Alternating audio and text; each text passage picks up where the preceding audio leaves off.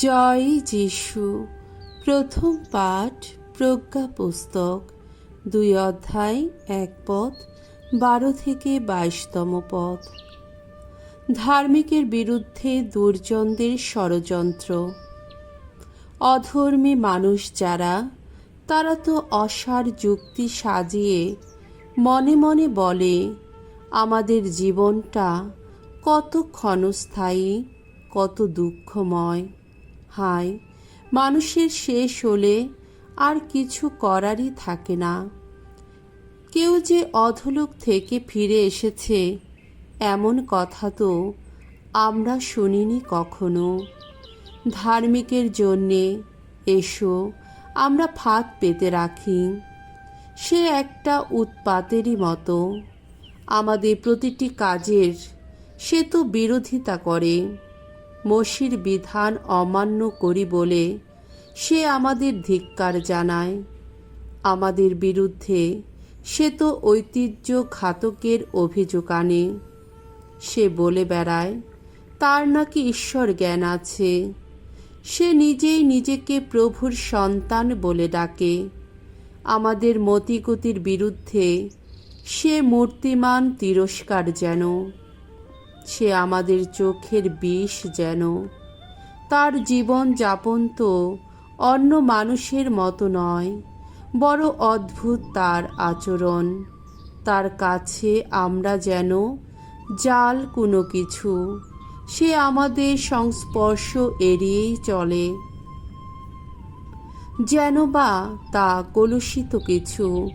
সকলকে সে বলে ধার্মিকের শেষ পরিণাম নাকি বড়ই সুখের।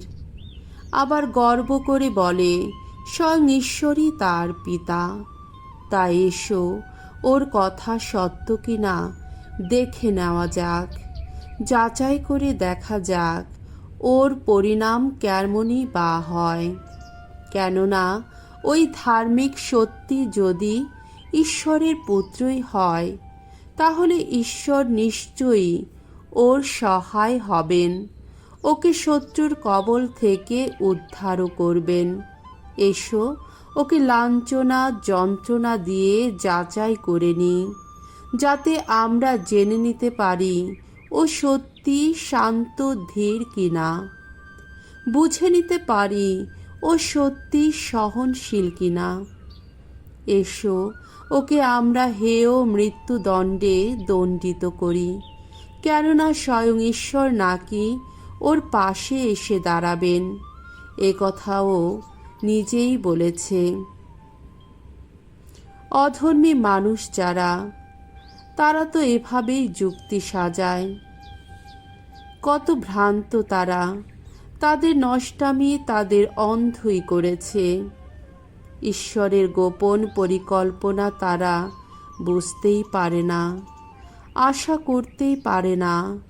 পবিত্র জীবন যাদের, তারা একদিন পাবে পুরস্কার। নির্দোষ মানুষ যে বিশেষ কিছু লাভ করতে পারবে, এমন বিশ্বাসও তাদের তো নেই। প্রভুর বাণী। ঈশ্বরকে ধন্যবাদ। সাম সঙ্গীত 34, 16 থেকে 20 পদ এবং 22 পদ। ধুয়ো। ভগ্ন হৃদয় যারা, ভগবান তাদের কাছে কাছেই থাকেন। অন্যায় করে যারা, ভগবান তাদের প্রতি সদাই বিমুখ। তিনি এই পৃথিবীর বুক থেকে তাদের সমস্ত স্মৃতি মুছে ফেলবেন। ধার্মিকেরা ডাকে, ভগবান সাড়া দেন। সকল সংকট থেকে তাদের তিনি উদ্ধার করেন। ভগ্ন হৃদয় যারা, ভগবান তাদের কাছে কাছেই থাকেন। বিচূর্ণ যাদের মনোবল, তাদের তিনি রক্ষা করেন।